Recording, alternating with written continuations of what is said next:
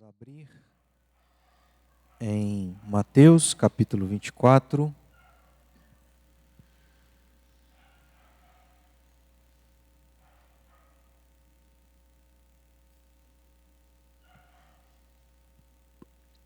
Mateus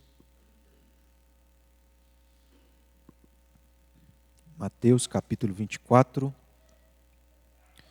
Antes de nós lermos o versículo que será o foco, daquilo que a gente vai trabalhar, e na verdade a gente já começou a trabalhar na semana passada, mais especificamente na semana passada, quero lembrar os irmãos que nós estamos nesse capítulo 24 de Mateus estudando e falando sobre os sinais.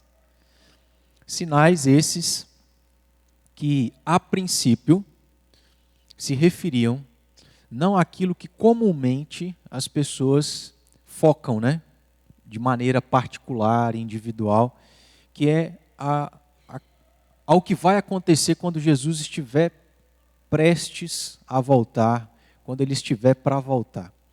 Nós estamos aprendendo, já aprendemos isso, que esses sinais tinham uma relação com algo que vinha antes disso. E no caso é aquilo que aconteceu no ano 70 depois de Cristo. Esses sinais, a princípio, se referiam às coisas que aconteceriam antes da destruição do Templo de Jerusalém, da cidade de Jerusalém, no ano 70. E aí, nós já caminhamos em boa parte desses sinais, mas só para a gente recapitular aqui as divisões, nós não vamos nem mencionar os 8 sinais que nós já vimos até aqui, ou os 7 sinais que nós já vimos até aqui, mas nós vamos repetir aqui para os irmãos se lembrarem dessas divisões de sinais. Nós temos, começando no versículo de número 4 até o versículo 8, a primeira parte desses sinais que são chamadas de princípios das dores. Depois nós temos uma segunda etapa, que vão dos versículos 9 até o versículo 14, que podem ser chamados de sinais antes do fim. Para termos uma terceira categoria ou divisão de sinais, que são os sinais que nós estamos agora estudando, que no caso aqui são sinais do fim. Então vale lembrar que essas diferenças de sinais, de categorias de sinais, assim ocorrem porque a primeira parte está um pouco distante do fim, a segunda parte está um pouco mais próxima e a terceira está bem próxima do que aconteceria, que Jesus disse lá no capítulo de número 23, nos versículos finais, ou num sentido geral, no capítulo 23, mas também aqui nos primeiros versículos do capítulo 24, que era sobre a destruição do templo de Jerusalém. Então, a partir do versículo 15, nós temos esses sinais do fim. E o primeiro desses sinais, que no caso aqui na ordem já é o 8º sinal, é sobre a vinda ou surgimento do abominável da desolação. Então nós já tratamos sobre 7 sinais, que estão divididos em 3 categorias, e o 8º sinal diz respeito ao surgimento de alguém que é chamado por Jesus como o abominável da desolação. E Jesus dá indicações aqui para nós, facilita para nós a compreensão do que é essa expressão estranha, abominável da desolação, porque como que nós podemos entender essa expressão? Jesus dá indicativos disso ao olharmos no próprio versículo 15, quando Jesus cita de onde que ele está tirando essa expressão. E no caso é do profeta Daniel. Então, o nosso trabalho aqui é só a gente lembrar de que nós estamos nessa terceira categoria de sinal, que na ordem é o 8º sinal, que está no versículo 15. Aparece no versículo 15 e Jesus não diz mais nada sobre o que é, quem é, o que vai fazer, o que vai acontecer. Vamos nos lembrar, irmãos, que o público de Jesus era um público, num sentido geral, judeu.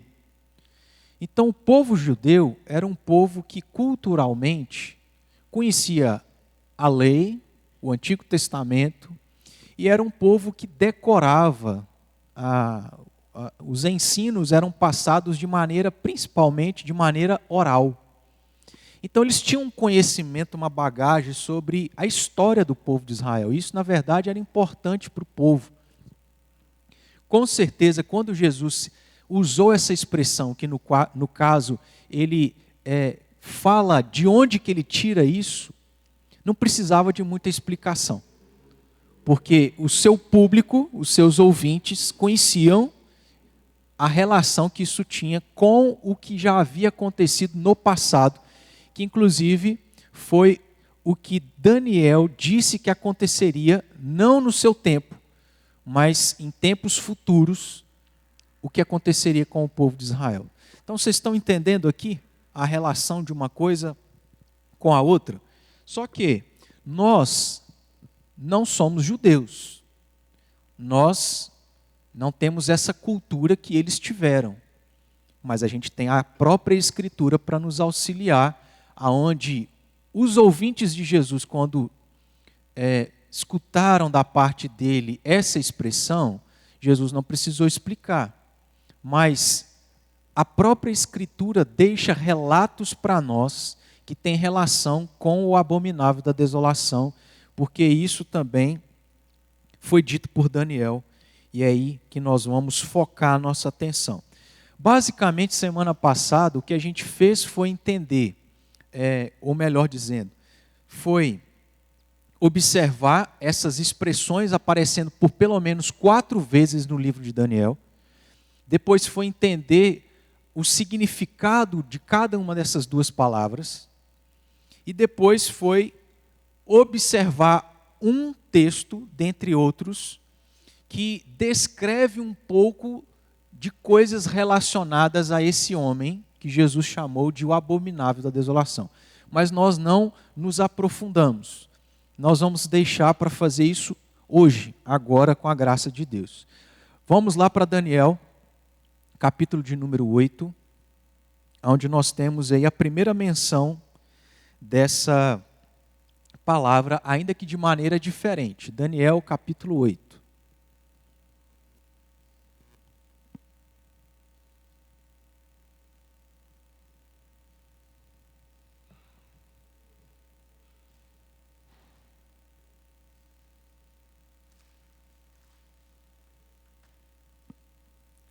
Versículo 13.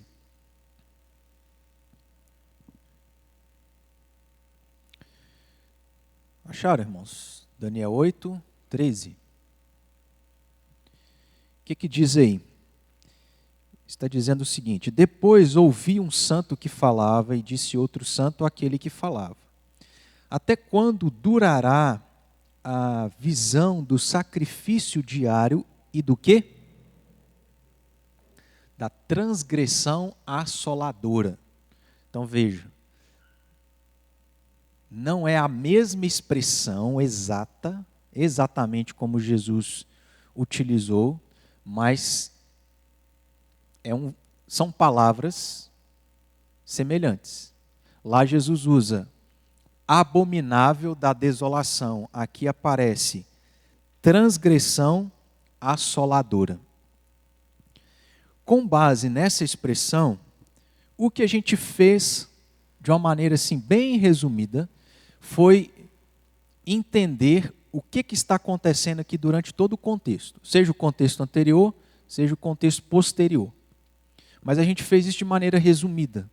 O que a gente vai fazer agora é tentar entender do que isso aqui está se tratando, o que aconteceu para nós termos isso aqui que acabamos de ler no versículo 13, como que a gente pode dividir essa passagem, ao que ela está se referindo, e entender que isso tem relação com o que Jesus disse. Mas até que a gente entenda a relação dessa passagem, ou do livro de Daniel, com o que Jesus disse, nós precisamos primeiro entender, como se a gente estivesse naqueles dias, como que a gente interpreta essa passagem para aquilo que ela tinha importância para o povo de Israel naqueles dias ou em dias futuros que não estavam tão distantes assim.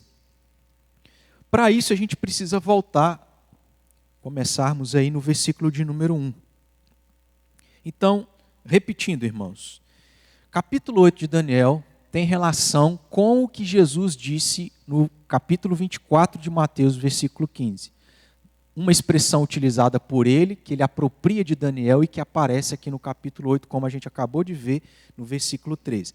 Mas para a gente entender essa expressão, ao que ela estava relacionada, a gente precisa entender o contexto. Então vamos por parte, começando no versículo 1, onde nós temos aí já de cara a menção de que tudo que se dá aqui, até o versículo 26, precisamente, ou a gente pode dizer até o versículo 27, tudo isso aqui tem relação com uma visão que Daniel teve a respeito de algumas coisas futuras que aconteceriam. Versículo 1, o versículo diz: no ano terceiro do reinado do rei Belsazar, eu, Daniel, tive uma visão, depois daquela que eu tivera a princípio. Então, no caso aqui, para aquilo que é o nosso objetivo, nós não temos necessidade de entender a outra visão que Daniel teve. Ele só está mencionando que depois daquela que ele teve essa. E, na verdade, algumas coisas que nós vamos observar não são tão importantes para o que Jesus disse lá em Mateus 24. Só que o que eu quero fazer é dar uma compreensão geral de todo esse capítulo, para que os irmãos tenham essa compreensão geral e não específica, que começa no versículo 9 desse capítulo 8, que tem relação com o abominável da desolação. O que a gente já entendeu é que essa passagem se refere a uma visão que Daniel teve. Ok.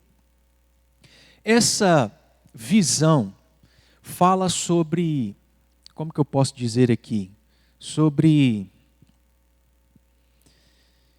não é personagens que eu quero dizer, mas eu vou colocar isso, porque eu não estou lembrando de outra palavra aqui melhor, mas se refere a 3 personagens. Um, nessa visão, é chamado ou é visto como um carneiro. O outro é visto como um bode. E, tanto em relação ao carneiro quanto ao bode, é mencionado a respeito de alguns chifres que o carneiro e o bode tinham. 3 coisas. Pensando na primeira parte aqui, que é sobre o carneiro e os 2 chifres, isso é descrito nessa visão nos versículos 3 e 4. Volte seus olhos aí, só para a gente ler aqui rapidamente, para você ficar ciente do que está sendo dito. Versículos 3 e 4 se referem então a esse primeiro personagem e, juntamente com ele, os seus chifres. Então, levantei os olhos e vi, e eis que diante do rio estava um carneiro, o qual tinha quantos? 2 chifres. E os 2 chifres eram altos, mas um mais alto do que o outro, e o mais alto subiu por último. 4. Vi que o carneiro dava marradas para o ocidente, para o norte e para o sul. E nenhum dos animais lhe podia resistir, nem havia quem pudesse livrar-se do seu poder. Ele, porém, fazia segundo a sua vontade e assim se engrandecia. A pergunta que eu faço para os irmãos é: o que você entende dessa visão? Um carneiro que tem 2 chifres, desses dois, ou esses dois chifres são altos, desses dois chifres, um se torna mais alto do que o outro, e isso depois de um tempo que se passa. Não dá para entender absolutamente nada, né? Mas eu quero que os irmãos aqui só observem que então essa visão que Deus dá a Daniel começa com a visão de um carneiro e juntamente com ele dois chifres, que tinham essas características que nós acabamos de mencionar.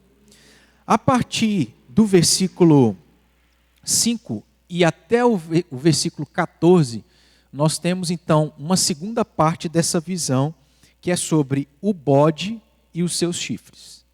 Então havia dito que são três coisas: carneiro, bode e chifres. Mas o mais importante aqui é sobre o carneiro e o bode, porque os chifres estão tanto em um, ou tanto um tem, quanto o outro tem. Sobre o bode, então, a partir do versículo 5. Vou ler rapidinho até o versículo 14. Estando eu observando, eis que um bode vinha do ocidente sobre toda a terra, mas sem tocar no chão. Este bode tinha um chifre notável entre os olhos, dirigiu-se ao carneiro que tinha os dois chifres. Então veja que nessa visão, aquele primeiro carneiro com dois chifres altos, dentre eles um maior. Agora, esse bode que aparece, não é relação e nem convívio, mas tem uma interação, a palavra é essa. O bode interage com o carneiro. Versículo 5, vou repetir. Estando eu observando, eis que um bode vinha do ocidente sobre a terra, mas sem tocar no chão. Este bode tinha um chifre notável entre os olhos. Versículo 6. Dirigiu-se o bode ao carneiro que tinha os dois chifres, o qual eu tinha visto diante do rio. E correu contra ele, o bode correu contra o carneiro, com todo o seu furioso poder. Vi-o chegar perto do carneiro e, enfurecido contra ele, o feriu e lhe quebrou os dois chifres, pois não havia força no carneiro para lhes resistir. E o bode o lançou por terra e o pisou aos pés, e não houve quem pudesse livrar o carneiro do poder dele. Essa visão, então, continua. Ela não para só na visão do carneiro com os dois chifres. Ela prossegue e agora tem a interação de um bode com esse carneiro, que por alto dá para a gente visualizar o que havia acontecido. Esse bode tinha um chifre notável, e esse bode então vai contra o carneiro e o destrói, certo? Versículo 8. O bode se engrandeceu sobremaneira e na sua força quebrou-se-lhe o grande chifre. E em seu lugar saíram 4 chifres notáveis para os 4 ventos do céu. Então, seguindo a visão, quando esse bode vai de encontro ao carneiro e o destrói, consequentemente os chifres, ele diante desse intento,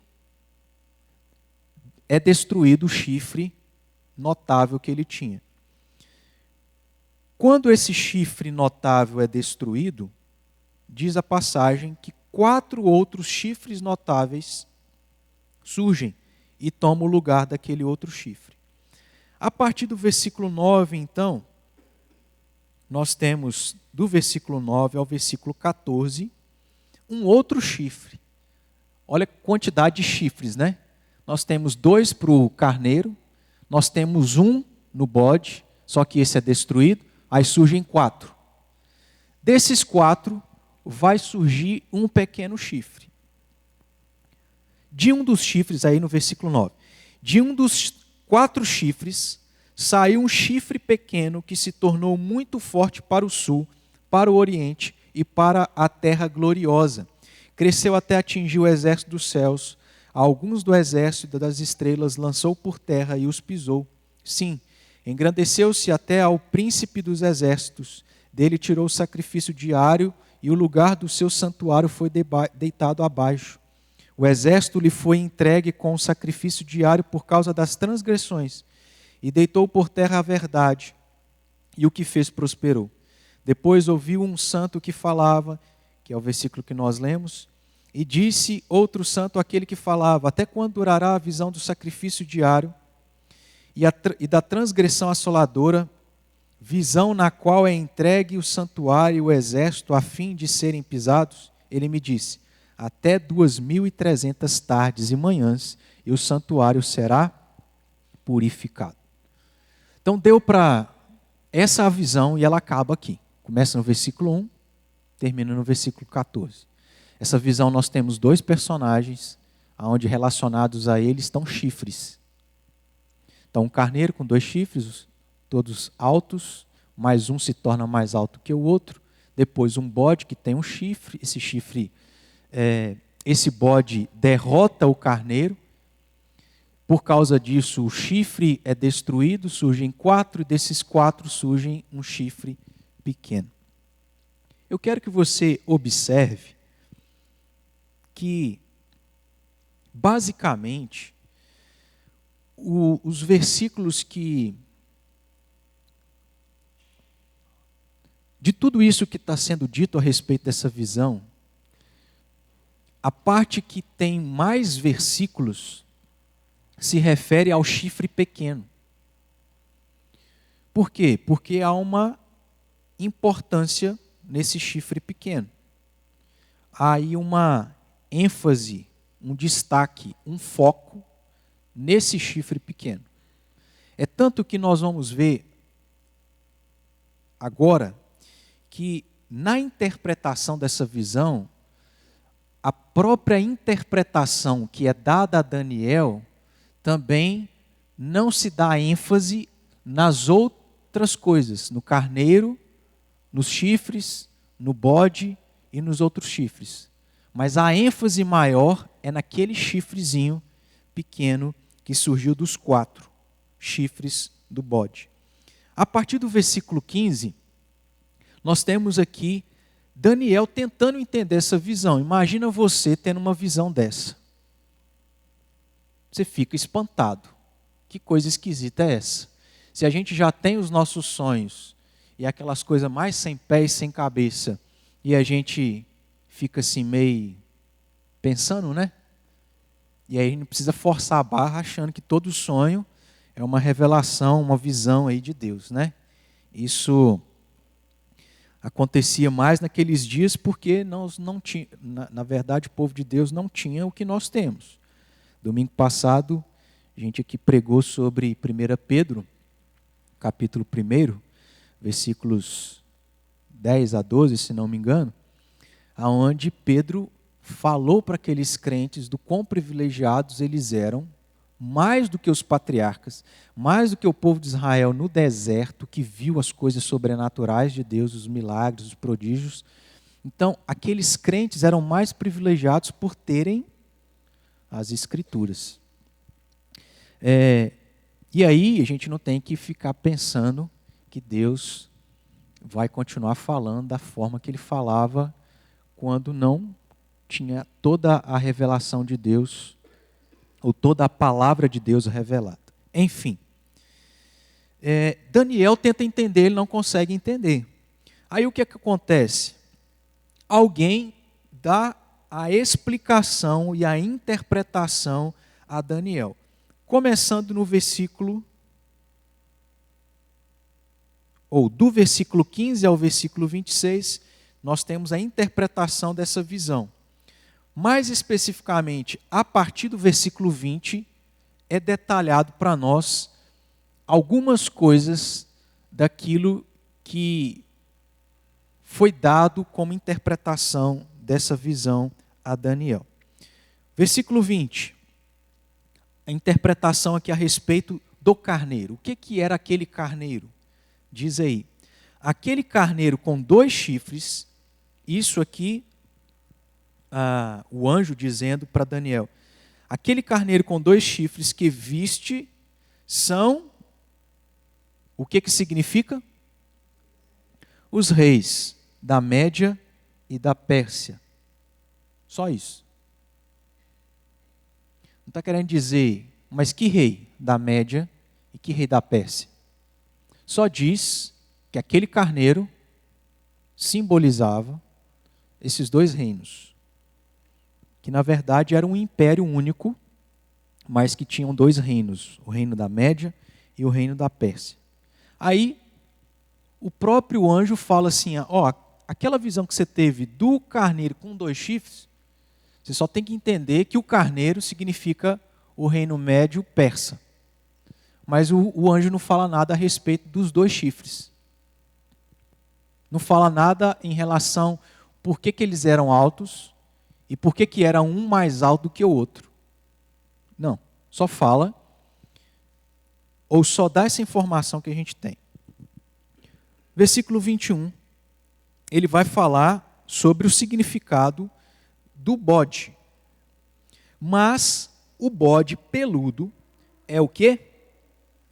O rei da Grécia. Então, o carneiro simbolizava um determinado reino, o bode, outro reino. E aí continua. O chifre grande entre os olhos. Então, são 3 momentos onde chifres aparecem nesse bode. Já com um chifre notório, apenas um chifre. E aí o que ele fala, o anjo revela do que significava esse grande chifre entre os olhos. É o primeiro rei, mas que rei? Não fala. 22. Na verdade, agora que é o 22, né? Aí lembra que o bode foi de encontro ao carneiro e derrotou o carneiro. E por causa disso, aquele primeiro chifre é destruído, é quebrado. Versículo 22. O ter sido quebrado, esse grande chifre entre os olhos, o que aconteceu? Levantaram-se 4 outros chifres em lugar daquele. O que significa esses 4 chifres que surgiram no lugar daquele primeiro? Significa que 4 reinos se levantarão deste povo, que é o povo grego, da Grécia. Mas, que 4 reinos são esses? Não diz muita coisa. Só detalha que esses 4 não eram tão fortes como o primeiro. Mas esses 4 chifres que se levantarão não serão ou não terão força igual àquele primeiro. Aí veja, a partir do verso 23 até o 26, nós temos aqui um detalhamento a respeito daquele chifre pequeno. Lembra que eu havia dito que há uma ênfase na visão? Na própria visão, do versículo 9 ao versículo 14, é só sobre o chifre pequeno. A interpretação não seria diferente. Então tem uma importância, um peso sobre esse chifre pequeno, apesar dos 4 que surgiram, apesar daquele primeiro que tinha no bode, apesar daqueles outros 2 do carneiro. 23. Mas no fim do seu reinado, quando os prevaricadores acabarem, observe, levantar-se-á um rei de feroz. O que ficou faltando? Só falar sobre o chifre pequeno. O anjo não se refere especificamente falando sobre chifre pequeno, mas por questão lógica a gente entende que o que faltou era o chifre pequeno, então se refere ao chifre pequeno.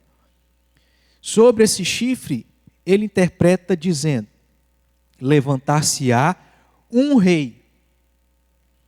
Todos os animais e chifres se referem ao quê? A reis, certo? O chifre pequeno, também um rei. Só que esse rei, veja que há uma série de descrições a respeito do seu caráter, do que ele faria, como ele seria, como ele agiria. E aí a primeira informação que é dita a respeito desse chifre pequeno que era um rei, que seria um rei, é que seria um rei feroz, de feroz catadura, especialista em intrigas. Grande é o seu poder, mas não por sua própria força. Causará estupendas destruições, prosperará e fará o que lhe aprouver. Destruirá os poderosos e o povo santo. Por sua astúcia nos seus empreendimentos, fará prosperar o engano. No seu coração se engrandecerá e destruirá muitos que viverem despreocupadamente. Levantar-se-á contra o príncipe dos príncipes, mas será quebrado sem esforço de mãos humanas. Aí a partir do verso 26 aqui, ou 26 e 27, não diz tanto sobre mais o caráter desse rei. A visão da tarde e da manhã que foi dita é verdadeira. Tu, porém, preserva a visão, porque se refere a dias ainda muito distantes. Eu, Daniel, enfraqueci e estive enfermo alguns dias. Então me levantei e tratei dos negócios do rei.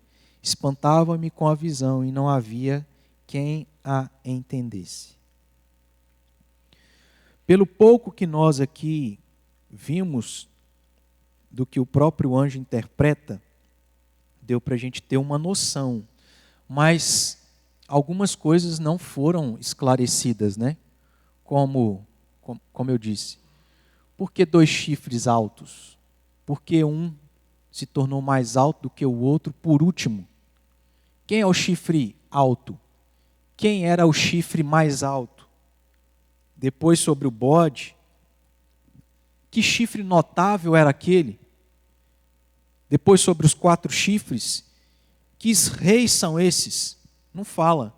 Sobre o chifre pequeno, que rei seria esse em específico? Também não fala, não é dito nomes aqui, não é especificado, não é dado essas informações específicas. Mas dá para a gente entender que serão reinos onde uns serão mais fortes do que os outros, onde uns prevalecerão, outros não, onde certas e determinadas coisas acontecerão. A conclusão, com base nessa visão e no pouco de informação que nós temos da interpretação dessa visão, que a gente conclui é que o império medo-persa seria mais poderoso do que outros. É o que diz aí no início do capítulo 8. Por exemplo, diz aí,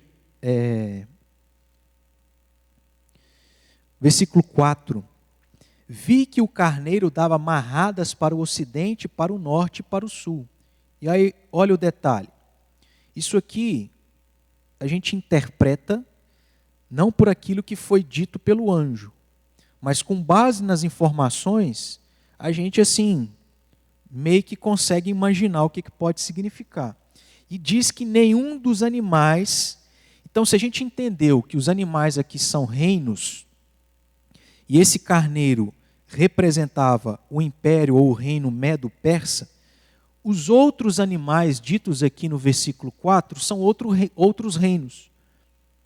De maneira que esses outros reinos não podiam resistir. Não havia quem pudesse livrar-se do seu ou do poder do reino ou do império medo-persa. Esse era um império tão poderoso e tão forte que os outros reinos não resistiam, mas eram destruídos por esse império. Porém, desse império que se compreendia em 2 reinos, o reino médio e o reino da Média e o reino da Pérsia, essas informações também não são ditas. Mas o que está claro para nós é que desses 2, um se tornaria mais alto do que o outro. Talvez a gente pode entender alto como poder. Então, um seria mais poderoso, mais forte do que o outro. Um se tornaria mais forte, mais alto e mais poderoso do que o outro depois de um tempo. Porque diz aí na visão que o mais alto subiria por último. É bom a gente guardar essas informações, porque depois, indo para outras fontes, a gente vai entender como que isso casa, como que isso fez sentido de fato. Só que a gente está só trabalhando com as informações que nós temos do texto. Está dando para os irmãos acompanharem o que a gente precisa entender? Então, está falando sobre reinos. Um desses reinos, que era o carneiro, era muito poderoso, era compreendido de 2 reis, um deles seria mais poderoso do que o outro. Mas a visão continua. E aí o que a gente conclui é que o outro reino, que era o império da Grécia, seria ainda mais forte do que o império Medo-Persa. E o primeiro rei do império da Grécia é que destruiria o império Medo-Persa. Está dando para acompanhar aí? Aí a visão continua. E a conclusão que a gente tira, com base nas informações, é que depois que esse primeiro rei da Grécia destruísse o império Medo-Persa, esse primeiro rei seria destruído. Porque lembra lá do chifre notável? Depois que ele destrói, ele é destruído. Quando ele é destruído, esse primeiro rei do império da Grécia, que destruiu o império Medo-Persa, surgiriam 4 reis no lugar, mas não tão fortes como esse primeiro rei da Grécia. E por fim a visão termina dizendo que desses 4 reinos surgiria um rei que seria abominável e causaria desolação.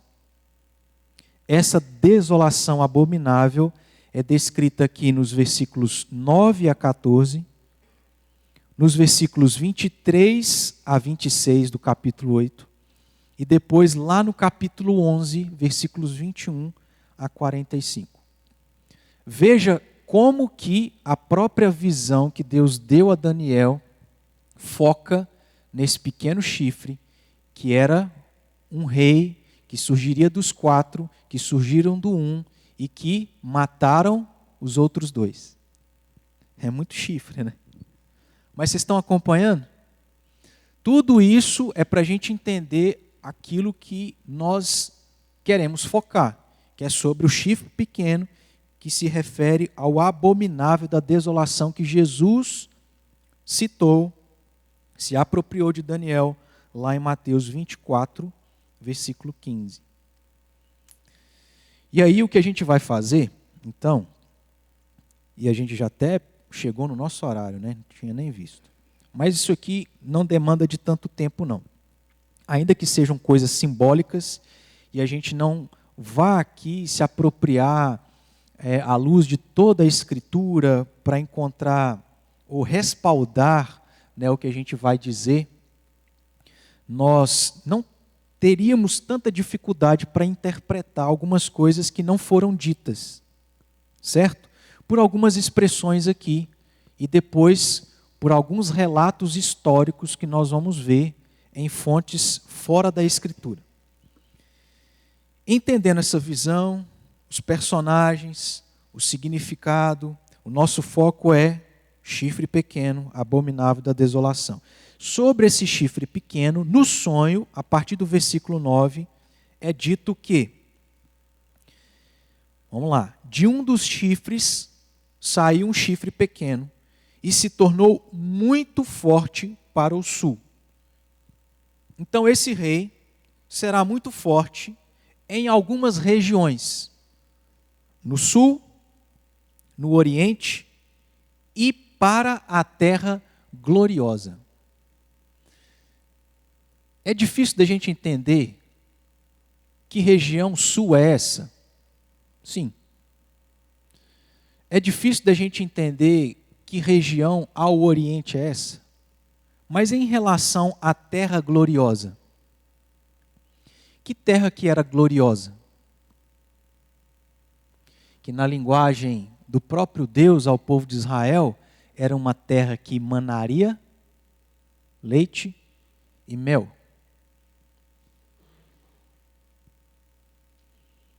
essa terra gloriosa, que esse chifre pequeno, e por que será que a ênfase está no chifre pequeno?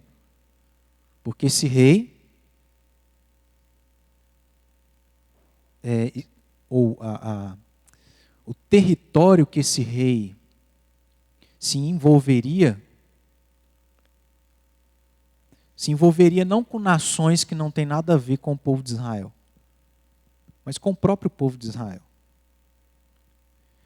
E quando diz sobre esse termo aqui, terra gloriosa, a gente tem que se lembrar de que o próprio Deus escolheu habitar dentre tantos lugares na face da terra, ele escolheu um único lugar para poder habitar. Qual foi esse lugar? Qual foi o lugar que Deus escolheu no Antigo Testamento habitar? Onde é a casa de Deus no Antigo Testamento? Que nos dias de hoje a gente costuma dizer nas nossas orações, estamos na casa do Senhor. No Antigo Testamento era onde? Onde era a casa de Deus? Essa é fácil, irmãos. Templo. O templo ficava onde? Mais especificamente no Santo dos Santos, que é o templo, e o templo ficava onde? Jerusalém. Jerusalém fazia parte do quê? Da terra prometida, da Canaã. O lugar que Deus escolheu habitar e revelar a sua glória foi aonde? No tabernáculo, no templo, em Jerusalém, naquele território que era chamado de Canaã, ou território de Israel. Se lembra lá no Antigo Testamento, por exemplo, quando o povo sai do Egito, peregrina pelo deserto, Deus revelava a sua glória. Não era? Através do fogo, da Shekinah, através de outras coisas. Essa terra gloriosa tem relação com Deus glorioso que escolheu habitar ali, naquela região, naquela cidade e naquele templo. Esse rei, portanto, irmãos, desta visão que Daniel tem, que aqui no caso é o chifre pequeno, seria um rei muito forte. Em que lugares? Nas regiões e no território do povo de Israel. Ok. O que isso tem de problema? A visão continua. Versículo 10. Esse rei cresceu e cresceu até atingir o exército dos céus. Alguns do exército e das estrelas lançou por terra e os pisou. O que a gente deve entender aqui por exércitos, exército dos céus, estrelas? Olha aí o versículo de número 24.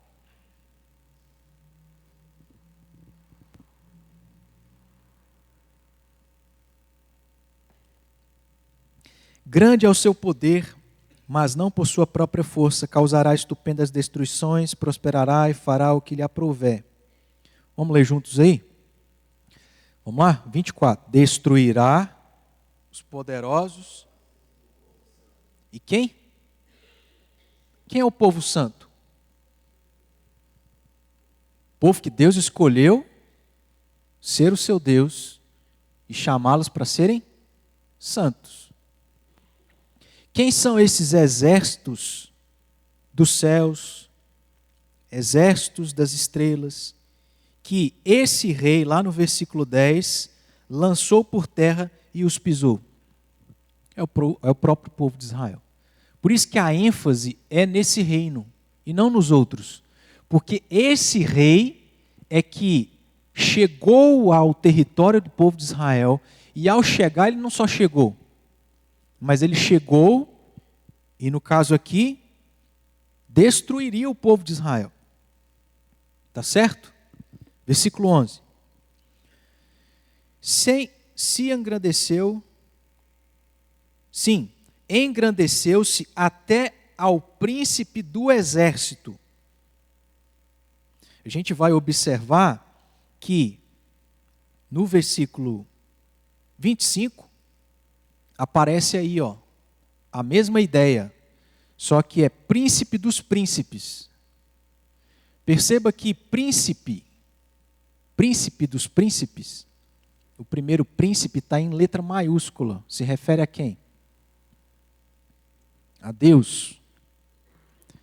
Esse rei era um rei muito forte, que chegaria nas regiões do povo de Israel, destruiria o povo de Israel, e ele se engrandeceria a tal ponto que ele tentaria ir contra o próprio Deus, o príncipe dos exércitos. Eu te pergunto, isso, entendendo o sentido disso, né? Porque é impossível, mas isso não foi uma característica só desse rei. Mas a gente tem o rei da Babilônia, lembra de Nabucodonosor? Tantos outros também, nas próprias histórias do Antigo Testamento, que se viram tão poderosos em conquistar as nações, que quando eles estavam diante do povo de Deus, eles desafiavam não só o povo, como o próprio Deus do povo de Israel. Nabucodonosor foi um desses, que achou que era maior do que Deus. E aí Deus mostrou que ninguém é maior do que ele. Esse rei também teria essa característica, de tentar ser ou confrontar, de enfrentar o próprio Deus, de tanto que ele se engrandeceu. Versículo 12. O exército lhe foi entregue, ou seja, Deus dizendo, mostrando a Daniel, que nessa visão o povo de Israel seria entregue nas mãos desse rei para ser destruído. Isso, irmãos, não é estranho, infelizmente, no contexto da história do povo de Israel. Inclusive, nós citamos aqui a Babilônia, porque a gente estudou sobre também, fizemos uma série no livro de Esdras. O povo foi destruído pelos babilônicos e lá ficaram 70 anos escravizados, se lembram? Esse rei destruiria o povo de Israel porque Deus é quem os entregou, porque era um castigo de Deus por causa das suas iniquidades. É isso que a gente vai ver aqui. O exército lhe foi entregue com o sacrifício diário. O que é o sacrifício diário? Era aquilo que Deus deu a Moisés para que o povo de Israel fizesse. Lembra lá? Tinham sacrifícios que tinham que ser oferecidos todos os dias. Por que é dada ênfase nesse rei? Porque ele não só prejudicaria o povo de Israel, como ele tentaria confrontar o próprio Deus, destruiria o povo de Israel, e ele, inclusive, faria com que o sacrifício diário fosse cessado. Ou seja, que o povo de Israel não pudesse ter a sua vida religiosa, fosse impedido de fazer essas coisas. Por causa do quê? Está aí no versículo. Por causa das transgressões. Porque esse povo insistiu em pecar contra Deus, Deus dá uma visão a Daniel dizendo: um monte de rei vai surgir aí, um vai dominar o outro, vai destruir o outro, um vai ser mais poderoso que o outro, mas no fim, o foco é em um rei que vai ser o meu instrumento de castigo para vocês. Juízo. O que a gente já aprendeu lá em Mateus 24? Que aqueles sinais que se cumpririam e que culminariam na destruição de Jerusalém no ano 70, também eram um juízo de Deus sobre aquela nação, que lá no capítulo 23, Jesus disse para os fariseus e os líderes, os judeus: olha, vocês mataram os profetas no passado, vocês continuam matando, inclusive vão matar a mim. O que Deus faz quando isso acontece? Quando o povo dá ouvidos ao pecado e fecha os ouvidos para Deus? Castigo, juízo. mais um momento na história do povo de Israel isso aconteceu. Por causa das transgressões. Aí continua aí, ó. E deitou por terra a verdade. Ou seja, o que é a verdade? Hã? O que é a verdade? Não precisa ter medo, não, irmãos. O que é a verdade? A gente defende uma verdade? O que é a verdade? No contexto do povo do Antigo Testamento, tinha a palavra de Deus? Ou a Bíblia? Não. Mas tinha o quê? A lei de Moisés. O que era a verdade de Deus para o povo de Israel? A lei de Moisés. O que esse rei faria? Vocês não vão poder viver essa verdade. Essa verdade cairia por terra. Preste atenção no que esse rei faria.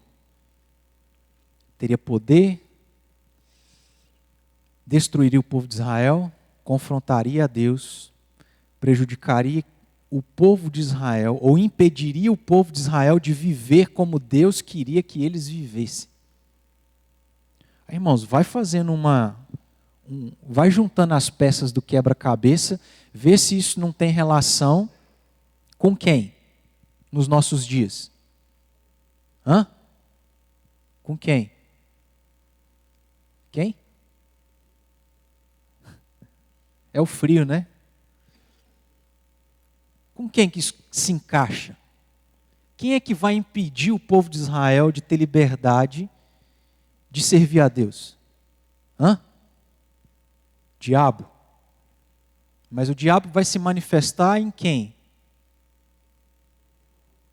Isso aí, Fred. Você falou que é anticristo? Isso mesmo. Irmãos, a gente está adiantando coisas, mas é só para vocês perceberem como que há uma conexão. De tudo aquilo que está na Bíblia, as coisas vão se conectando. E é por isso que essa descrição parece ter tudo a ver com o anticristo. Tem. Mas o foco aqui era o quê?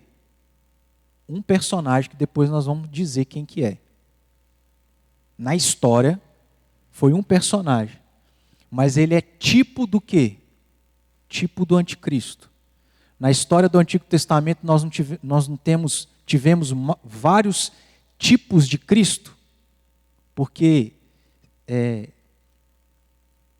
como que eu posso dizer? Tiveram características semelhantes àquelas que Jesus teve, a mesma coisa em relação ao anticristo. É por isso que isso tem tudo a ver com o que Jesus disse. Mas a gente chega lá. Só estou tentando aguçar os irmãos aqui. Versículo 12, né? No finalzinho aí. E aí, nessa visão, o que Daniel vê é que tudo que ele fez, ele prosperou. Depois, versículo 13. Ouvi um santo que falava e disse outro santo àquele que falava. Então, Daniel tem a visão. Depois que ele tem a visão, toda a visão, aí ele escuta um santo, provavelmente que é um anjo, né? Porque pelo contexto do que a gente vê aqui, é até citado o anjo Gabriel. Então, um anjo diz a um outro ser santo, provavelmente um outro anjo. Até quando durará a visão do sacrifício diário da transgressão? Aí, vamos por parte, né? Desculpa. Até quando durará a visão do sacrifício diário e da transgressão assoladora? Até quando esse rei vai prevalecer? Visão na qual é entregue o santuário. Então, mais aí uma relação com a vida religiosa e sacrificial do povo de Israel, que seria abolida, e o exército, que tem relação com o povo de Israel. Até quando que o povo seria destruído, assolado? Até quando as coisas religiosas, cerimoniais seriam abolidas? Até quando que o povo de Israel seria pisado? Aí o versículo 14 é dita a resposta, mas ela não é interpretada. Até 2.300 tardes e manhãs, e o santuário será purificado. Pelos registros e informações históricas, a gente sabe quantos anos são esses aqui, porque isso já se cumpriu no passado. Então, nesse sentido, a gente tem essa resposta, mas no próprio texto, o anjo não revela especificamente os dias literais daquilo que é figurado aqui. Irmãos, nós vamos parar por aqui para depois a gente deixar para a semana que vem nós observarmos a partir do versículo 23, tá? Coisas que estão relacionadas ao chifre pequeno, que é sobre o abominável da desolação, só que aqui interpretando. Então são informações a mais para a gente entender quem seria esse rei. O objetivo era a gente fazer isso tudo hoje, mas a gente já avançou o nosso tempo, a gente para por aqui e retoma na próxima quinta. Eu espero que os irmãos... Não é muito difícil, irmãos, mas eu sei que também não é uma tarefa muito fácil a gente desenhar esse mapa aí na nossa cabeça. Mas eu espero que os irmãos tenham tido um pouco de compreensão disso que é estranho, né? Visão, coisas figuradas que Deus utiliza para poder revelar determinadas coisas, que é o que acontece aqui no texto. Deu para entender? Ou eu posso repetir tudo de novo? Vamos embora, né? Alguma dúvida, irmãos, em relação a isso? Resumindo, haverá um rei, isso na visão aqui, haverá um rei que vai trazer grande aflição ao povo de Israel. Então é uma pessoa que tem relação com o povo de Israel. Por isso que é importante a gente entender isso, porque não é muito diferente daquilo que aconteceria no ano 70 depois de Cristo. Vamos orar? Vamos colocar de pé para a gente encerrar. Deus amado, nós te louvamos e agradecemos mais uma vez por podermos estar aqui. Obrigado, Deus, porque o Senhor ainda tem tido misericórdia para conosco. Não tem derramado o teu juízo, inclusive sobre nós. Tem nos dado liberdade de poder ter a tua palavra, de poder vivê-la, de poder estar na igreja, nos reunirmos, falar, ó Deus, da tua palavra. Mas que, ó Deus, a gente possa olhar para tudo aquilo que aconteceu com o teu povo no passado e, ó Deus, buscar fazer diferente. Buscarmos ser fiéis ao Senhor, nos esforçarmos, ó Deus, naquilo que o Senhor requer de nós. Ó Pai, que o Senhor nos ajude a entender cada dia mais a tua palavra e extrair dela aquilo que é pertinente para nós nos dias de hoje, para aquilo que a gente precisa considerar na nossa própria vida. Nos leve em paz, nós assim oramos, no nome do teu Filho Jesus. Amém. Deus abençoe, irmãos.